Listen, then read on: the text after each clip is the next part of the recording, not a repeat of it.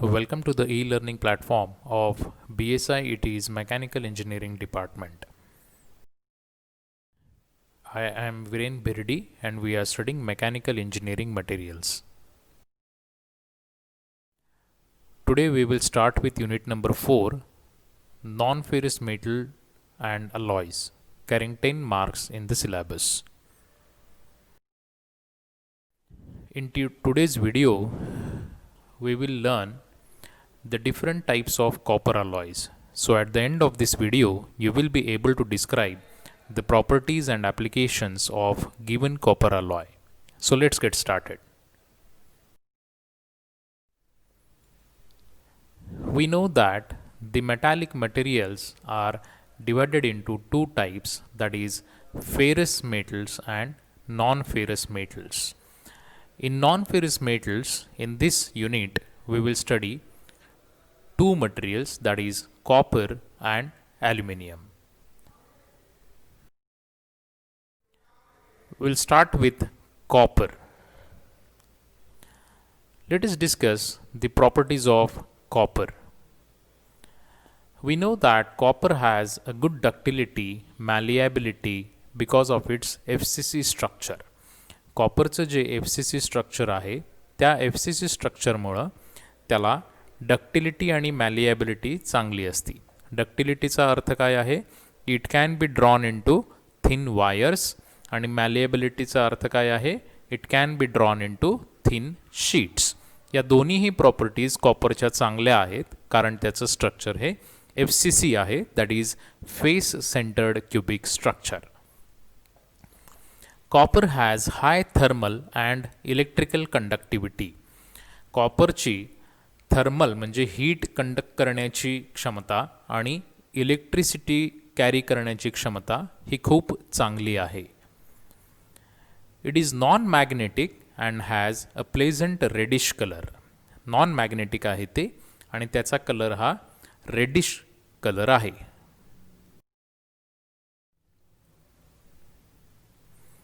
Copper has the ability of getting alloyed with many other metals which help in improving its properties. Copper हे दुसऱ्या materials बरोबर easily alloy होतं आणि त्याच्या properties improve करण्यासाठी मदत होते. It has fairly good corrosion resistance to general atmospheric conditions. General atmospheric कंडिशन्समधला करोजन रेझिस्टन्स हा कॉपरचा खूप चांगला आहे. These are the few properties of copper. Now let us discuss the applications of copper.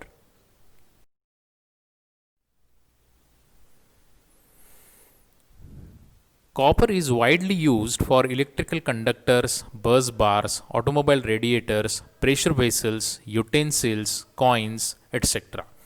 आता हे ॲप्लिकेशन्स कशामुळे झालेले आहेत तर बेसिकली आपण ज्या कॉपरच्या प्रॉपर्टीज बघितल्या त्या प्रॉपर्टीजमध्ये आपण बघितलं की copper is a good conductor of electricity and heat आणि त्याच्यामुळं त्याचा उपयोग नॅचरली इलेक्ट्रिकल कंडक्टर्स म्हणजे आपण जे वायर्स बघतो आपल्या घरामध्ये जे वायरिंग केलेलं असते त्या वायरिंगच्या आत ज्या तारा असतात त्या कॉपरच्या बनलेल्या असतात कारण त्याची इलेक्ट्रिकल कंडक्टिव्हिटी ही चांगली आहे. सिमिलरली त्याचं हीट ट्रान्सफरसुद्धा चांगलं असल्यामुळं आपण त्याला प्रेशर वेसल्समध्ये, युटेन्सिल्समध्ये आणि ऑटोमोबाईल रेडिएटर्समध्ये सुद्धा वापरतो. त्याची मॅलिएबिलिटी चांगली आहे म्हणून त्याचा कॉईन्समध्ये सुद्धा उपयोग केला जातो किंवा त्याचे कॉईन्स तयार केले जातात. Copper containing 0.3% arsenic is called arsenical copper and is used for condensers, heat exchangers and similar applications because of its improved corrosion resistance. कॉपरमध्ये जर आपण 0.3% आर्सेनिक टाकलं तर त्याला आपण आर्सेनिकल कॉपर असं म्हणणार आणि त्याचा जो करोजन रेझिस्टन्स वाढतो त्या करोजन रेझिस्टन्स वाढल्यामुळं त्याचा उपयोग आपण हीट एक्सचेंजर्समध्ये, कंडेन्सर्समध्ये आणि त्यासारख्या वेगळ्या ॲप्लिकेशन्समध्ये करतो.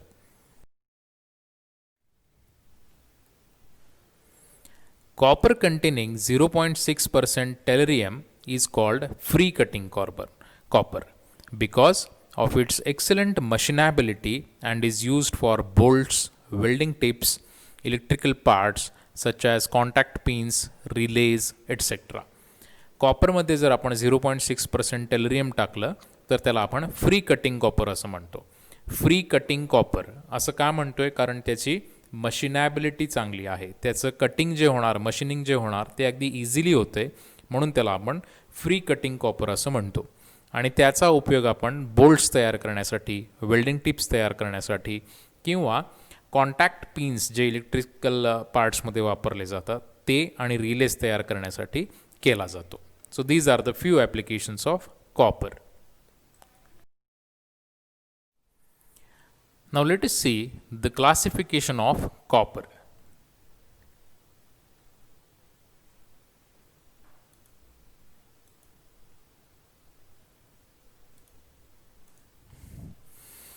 Copper alloys जे आहेत, copper alloys are basically divided into two types. One is brass, ज्याच्यामध्ये कॉपर आणि झिंक आहे, आणि दुसरं म्हणजे ब्रॉन्झ की ज्याच्यामध्ये कॉपर आणि टिन आहे.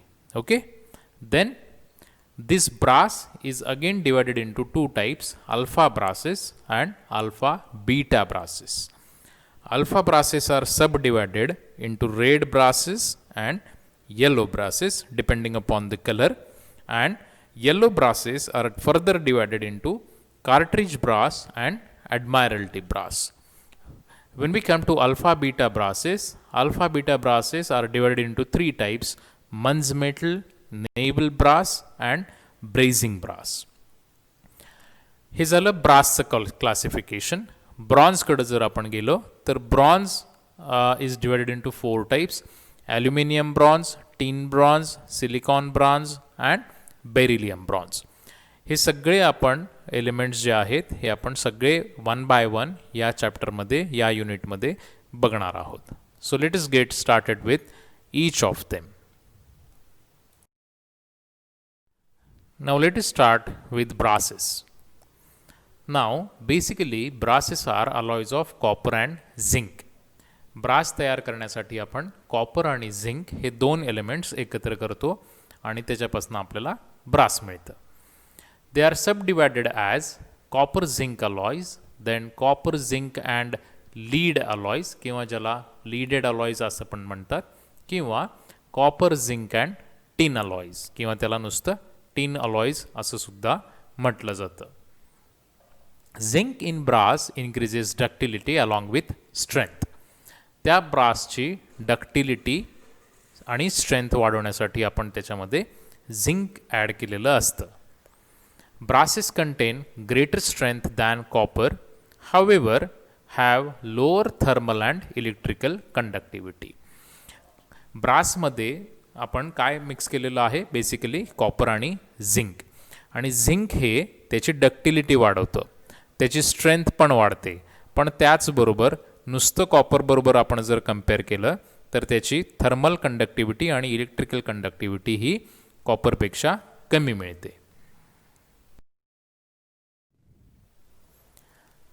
ब्रासेसचं क्लासिफिकेशन जर आपण बघितलं तर basically they are divided into two types. On the basis of structure, they are divided as alpha brasses and alpha beta brasses, and depending upon the color, they are divided as red brasses and yellow brasses. Alpha brasses contain zinc less than 30%, while the other, that is alpha beta brasses, contain zinc between 30 to 44%.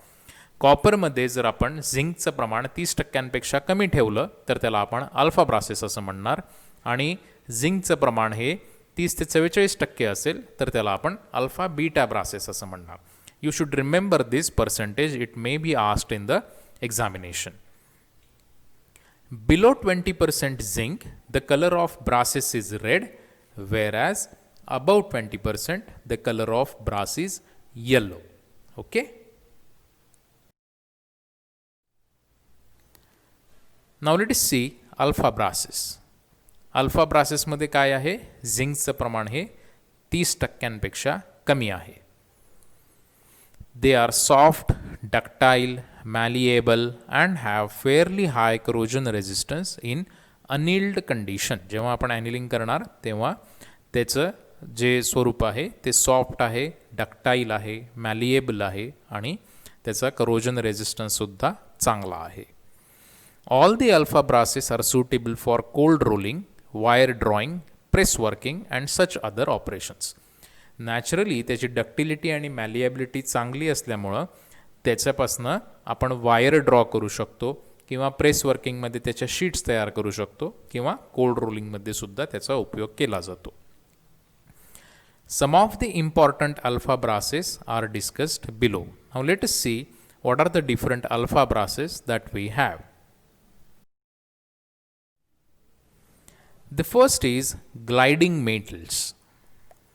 Gliding metals contain zinc from 5 to 15% and have different shades of color from reddish to yellowish according to the zinc content. Zinc किती आहे याच्यावरती त्याचा colour ठरतो आणि त्याच्यामध्ये generally झिंकचं प्रमाण हे 5 ते 15% असतं. They are supplied mainly in the form of sheet strips and wire for jewellery and many other decorative purposes. बऱ्याच ठिकाणी ज्वेलरी तयार करण्यासाठी किंवा काही डेकोरेटिव्ह वस्तू तयार करण्यासाठी ग्लायडिंग मेटल्सचा वापर केला जातो आणि म्हणून त्याचा जो काही सप्लाय आहे तो आयदर स्ट्रिप्स म्हणजे थिन शीट्स किंवा वायरच्या स्वरूपात केला जातो. They are used for making coins, condenser tubes, needles, emblems etcetera. एम्ब्लमचा अर्थ काय? गाड्यांचे जे काही आपल्याला वेगवेगळे म्हणजे मर्सिडीजचा तो गोल लोगो दिसतो किंवा मारुतीचा एस आहे किंवा फोक्सवॅगनचा VW आहे, हे जे काही लोगोज ज्याला आपण म्हणतो, जे गाड्यांवरती आपण बघतो त्याला आपण एम्ब्लम असं म्हणतो आणि एम्ब्लम हे ग्लायडिंग मेटलपासून तयार केलेलं असतं. Remember that. The next type is cartridge brass. Cartridge brass contain zinc about 30% and 70% of copper. It has maximum ductility and malleability amongst all the brasses and it is also known as 70-30 brass. कदाचित प्रश्न असा विचारला जाऊ शकतो की 70-30 brass कुठल्या याला म्हटलं जातं. So you should remember that it is cartridge brass. Cartridge brass work hardens when deformed in cold and must be annealed if many successive operations are to be performed. Cartridge ब्रासवरती एकदा काम करून गार केल्यानंतर ते हार्ड होतं आणि म्हणून जर आपल्याला सबसिक्वेंट काही ऑपरेशन्स त्याच्यावरती करायचे असतील तर त्याला आपल्याला ॲनिलिंग करणं गरजेचं असतं. दे are used in radiator fins, lamp fixtures, rivets etcetera. That is cartridge brass, which is also known as 70-30 brass. The next is Admiralty brass. When we add 1% tin to cartridge brass to improve its corrosion resistance, that brass is known as Admiralty brass. The brass is susceptible to desensification in marine environment. Marine एन्व्हायरमेंटमध्ये आपण जेव्हा ॲडमायरल्टी brass जे brass आपण वापरतो तेव्हा त्याच्यामध्ये एक प्रक्रिया होते ज्याला म्हणतात डेझेन्सिफिकेशन. एक रिॲक्शन होते. डेझेन्सिफिकेशनचा अर्थ काय आहे तो बघूया आपण. Basically dezincification involves dissolution of alloy and subsequent deposition of porous non adherent copper leading to pitting type corrosion. डेझेन्सिफिकेशनमध्ये काय होतं आहे की जे काही अलॉय आहे आपलं ब्रास हे अलॉय आहे त्या अलॉयचं डिसोल्युशन होतं आणि त्याच्यावरती नॉन ॲडहरंट कॉपर तयार होतं म्हणजे पावडरसारखं तयार होतं. थोडक्यात सांगायचं झाली तर ते पावडर स्वरूपात तयार होतं आणि ती पावडर हळूहळू तयार होऊन त्याच्यामध्ये भोक पडतात. जसं आपल्या वाळवीचं काम असतं, वाळवी एखाद्या लाकडाला वाळवी लागली तर त्या लाकडाचा भुगा करते ती आणि मग भोकं पडत जातात. Similarly in case of dezincification also ते जे अलॉय आहे त्या अलॉयमधलं कॉपर जे आहे ते पावडर फॉर्ममध्ये तयार होतं आणि हळूहळू त्या पार्टला भोकं पडायला चालू होतात. This type of action penetrates the cross section of metal and leads to leakage. त्या पार्टला भोकं पडल्यामुळं नॅचरली त्याच्यामध्ये लिकेज चालू होतं. Addition of about 2% aluminium and a small amount of arsenic minimizes डेझिन्सिफिकेशन. मग हे डेझिन्सिफिकेशन थांबवण्यासाठी आपण त्याच्यामध्ये 2% ॲल्युमिनियम आणि थोड्या प्रमाणात आर्सेनिक जर घातलं तर डेझिन्सिफिकेशन कमी होतं आणि त्या पार्टचं लाईफ वाढतं. That is admiralty brass. Now that was all about alpha brasses. In the next video, we will see alpha beta brasses.